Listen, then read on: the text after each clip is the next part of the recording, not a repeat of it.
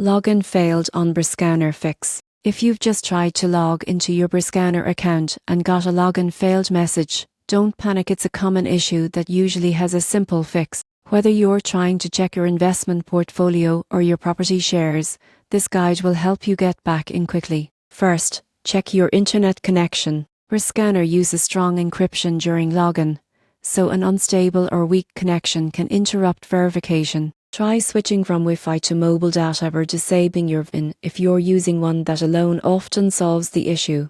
Next, make sure you're logging in from the official website Brickowner.com. Avoid safe bookmarks or links from old emails, as those can point to outdated pages that no longer function. Navigate directly to the home page and click Login. If the problem persists, your browser cache might be the culprit.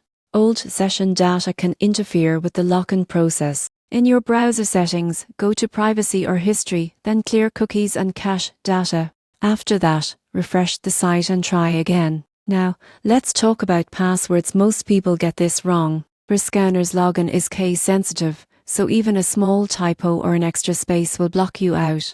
If you're unsure, reset your password using the Forgot Password option and create a strong new one. Still getting an error? The Brickowner platform might be running maintenance or security updates. These updates can temporarily disable login access. Give it 10 to 20 minutes and try again later. For extra security and smoother access next time, enable two-factor authentication if available. This not only keeps your account safer, but also helps ensure future logins run smoothly. In summary, a failed login on Brickowner is almost always caused by small, fixable issues, connection drops, a data cache, or a mistyped password.